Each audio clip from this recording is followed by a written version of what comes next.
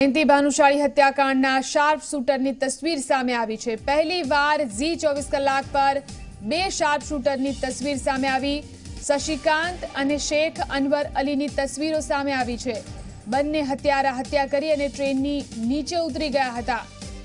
તો આ તસવીરો આપ જોઈ શકો છો। ઝી 24 કલાક પર પહેલીવાર આ બંને શાર્પ શૂટરની તસવીરો સામે આવી છે। શશિકાંત અને શેખ અનવર અલી આ બંને શાર્પ શૂટર કે જેમને જયંતિ ભાનુશાળીની હત્યા કરી હતી। આ બંનેની તસવીરો હાલ સામે આવી રહી છે। ઝી 24 કલાક પર આ બંને શાર્પ શૂટરની તસવીરો આપ પહેલીવાર જોઈ શકો છો। આ બંને હત્યારા હત્યા કરી અને ટ્રેનની નીચે ઉતરી ગયા હતા। ઉલ્લેખનીય છે કે જયંતિ ભાનુશાળીની હત્યા ચાલતી ટ્રેનની અંદર કરવામાં આવી હતી।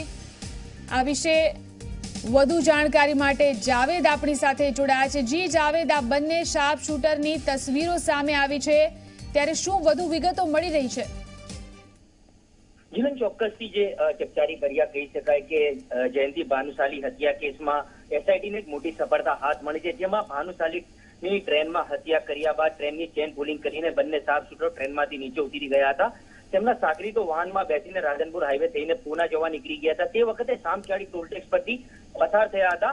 એસઆઈટી આ બંને શાર્પ શૂટરો અને તેમના સાગરીતોના સીસીટીવી ફૂટેજ કબજે કર્યા છે। જે ટોલટેક્સ આવેલું છે, ટોલટેક્સ પર બંને હત્યારાઓ જે છે સીસીટીવીમાં કેદ કર્યા હતા। માત્ર જી 24 કલાક પર આ બંને શૂટરોને આપ જોઈ શકો છો, જેમાં શશિકાંત અને અશરફ શેખ કરીને એક શૂટર છે। બંને શૂટરો જે સીસીટીવીમાં કેદ થઈ ગયા। જે ત્રીજો શૂટર હતો, ત્રીજો શૂટર જે કહી શકાય કે પુણામાં એક હત્યા માટે હથિયાર આપ્યાનું હોવાનું બહાર આવ્યું છે। ભાનુશાળી હત્યા સમયે બંને શૂટરો સાથે વધુ એક શૂટર પણ મદદમાં હાજર હોવાનું હાલ તપાસમાં બહાર આવ્યું છે। શૂટરો કારમાં બેસીને મહેસાણાથી અમદાવાદ થઈ પુણે રવાના થયા છે। મહત્વની બીજી બાબત એ કહી શકાય કે ગઈકાલે જે અજય તોમરે પ્રેસ કોન્ફરન્સ કરીને સમગ્ર કેસનો જે ચિતાર આપ્યો હતો, ત્યારબાદથી જે એસઆઈટી જે છે આ સમગ્ર કેસની તપાસ કરી રહી છે। તેમણે સામખિયાળી જઈને બંને આરોપીઓને જે સીસીટીવી છે, એટલે બંને સીસીટીવીમાં બંને હત્યારાઓ કેદ થઈ ગયા હતા। હાલ જે એસઆઈટી જે શૂટર શશિકાંત અને અશરફ શેખની શોધખોળ હાથ ધરી રહી છે। જીલન જી જાવેદ, આ બંને શાર્પ શૂટરનો જે આ ફોટો સામે આવ્યો છે, તેમને શોધવા માટે પોલીસ હાલ શું કવાયત કરી રહી છે?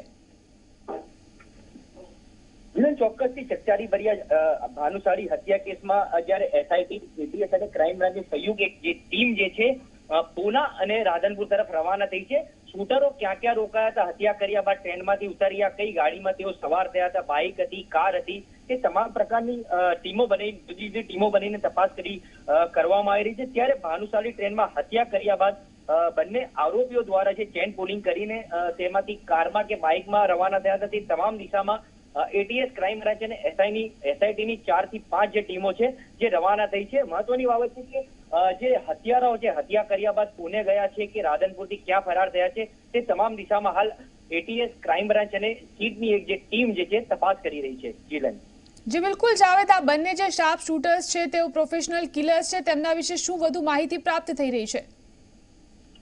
જીવન ગઈકાલે જે અજય તોમરે પ્રેસ કોન્ફરન્સ કરીને જણાવ્યું હતું કે શશિકાંત અને અશરફ જે છે બંને શાર્પ શૂટરો છે, તેમના સામે પુનાના અસંખ્ય કેસો નોંધાયેલા છે, જેમાં જે શશિકાંત છે તેમાં પર 7 થી 8 ગુના નોંધાયેલા છે, જ્યારે અશરફ શેખ છે તેના પર 10 થી 12 ગુના નોંધાયા છે। તેમાંથી હાફ મર્ડર, લૂંટ અને તમામ ગુનાઓમાં સંડોવાયેલા છે। પુણેની જે એક ગેંગ કહી શકાય, આ શાર્પ શૂટરો જે પૈસા લઈને, સોપારી લઈને હત્યાઓ કરે છે। એટલે કહી શકાય કે મનીષા ગોસ્વામી અને છબીલ પટેલ દ્વારા આ તમામ લોકોને જે ગેંગ જે છે પુનાની ગેંગ છે, જે સોપારી આપીને હત્યા કર્યા હોવાનું અજય તોમર દ્વારા ગઈકાલે પ્રેસ કોન્ફરન્સ કરીને જણાવવામાં આવ્યું હતું। જી આભાર જાવેદ સમગ્ર જાણકારી આપવા માટે। તો જયંતિ ભાનુશાળી હત્યા કેસમાં તપાસનો ધમધમાટ ચાલી રહ્યો છે અને આ બંને શાર્પ શૂટરના ફોટો તમે સૌપ્રથમવાર ઝી 24 કલાક પર જોઈ શકો છો। આ તસવીરો સામે આવી છે। આ બંને હત્યારા હત્યા કરી અને ટ્રેનની નીચે ઉતરી ગયા હતા અને ત્યારબાદ તેઓ ભાગી છૂટ્યા હતા। તો હજુ પણ આ બંને હત્યારાઓને પકડવા માટે પોલીસ કવાયત કરી રહી છે, તપાસ ચલાવી રહી છે। ત્યારે આ બંને શાર્પ શૂટરની પ્રથમ તસવીર આપ ઝી 24 કલાક પર જોઈ શકો છો।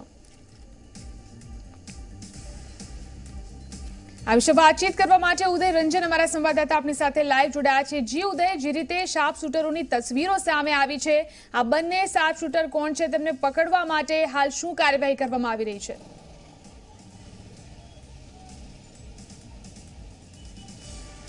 જરૂરથી આ તસવીરની અંદર જે દેખાતા બંને વ્યક્તિઓ છે, એકનું નામ છે શશિકાંત કાંબલે અને બીજાનું નામ છે અશરફ શેખ, અને બે મૂળ જે છે પુણેના છે અને બંને ઉપર ઓછામાં ઓછા 20 જેટલા ગુનાઓ નોંધાયેલા છે. અને ગુનાઓની વિગતોની જો વાત કરવામાં આવે તો ક્યાંક હાફ મર્ડર, લૂંટ જેવી અને ખરણી જેવી ગુનાઓની જન્મ કુંડળી જે છે આ બંને આરોપીઓની છે.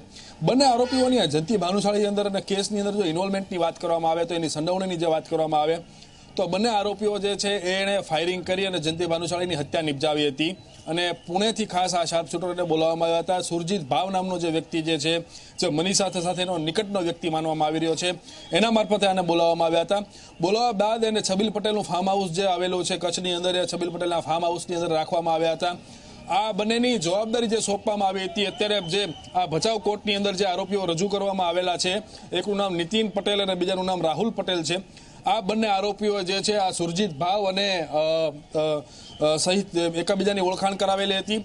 અને આ જે નીતિન પટેલ અને રાહુલ પટેલ છે એ બંને આની તે દેખભાળ કરેલી હતી અને આ બંનેને સાચવેલા હતા.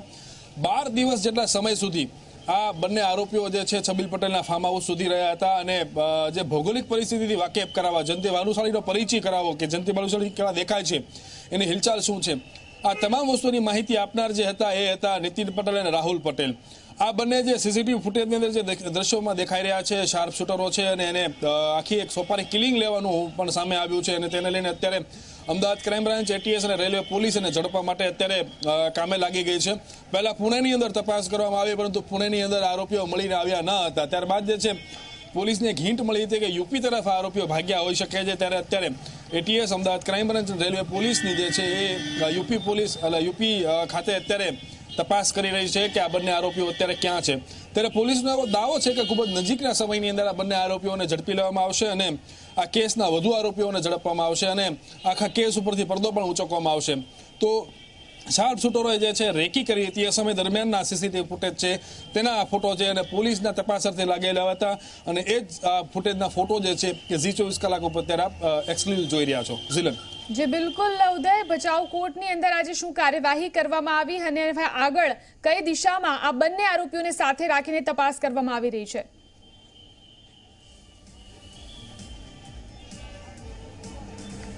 જી હા, વાત કરવામાં આવે તો ભચાઉ કોર્ટ ખાતેની તો આપ દ્રશ્ય જ અમારા પાછળના જોઈ રહ્યા છો. આ ભચાઉ કોર્ટ ખાતેના દ્રશ્યો જે છે એ આપ નજરે પડી રહ્યા છે. અત્યારે ભચાઉ કોર્ટની અંદર જ તે આરોપી નીતિન અને રાહુલ પટેલ છે એને લાવવામાં આવેલા છે. અમદાવાદ ખાતેથી એને લાવવામાં આવ્યો છે અને કચ્છ ફાર્મ હાઉસ ખાતેથી ધરપકડ કરવામાં આવેલી છે.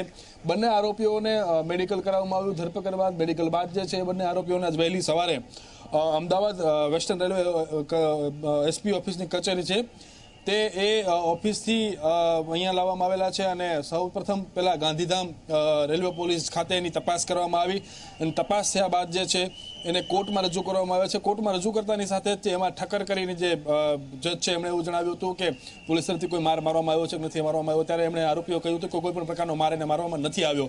ત્યારબાદ પૂછવામાં આવેલું હતું કે તમારી પાસે કોઈ તમારા વકીલ છે કે નહીં. ત્યારે જણાવવામાં આવ્યું હતું કે ના, અમારી પાસે અમારા કોઈ વકીલ નથી. ત્યારે કોર્ટ તરફથી એને વકીલ આપવામાં આવ્યા હતા અને રિમાન્ડની દલીલો જે છે એ સામે પક્ષે શરૂ થઈ હતી. ત્યારે ઓર્ડર જે છે અત્યારે પેન્ડિંગ રાખવામાં આવેલો છે. રેલવે પોલીસે 14 દિવસના રિમાન્ડની માંગણી કરેલી છે અને એ આધાર ઉપર નજીકના સમયની અંદર કોર્ટ જે છે એ સુનાવણી પૂર્ણ કરશે અને ઓર્ડર કરશે કે કેટલા દિવસ સુધીના રિમાન્ડ એને આપવામાં આવે. જી બિલકુલ આભાર ઉદય સમગ્ર જાણકારી આપવા માટે. તો હાલ તપાસનો ધમધમાટ જયંતિ ભાનુશાળી હત્યા કેસમાં ચાલી રહ્યો છે અને આ બંને શાર્પ શૂટરની તસવીરો સામે આવી છે.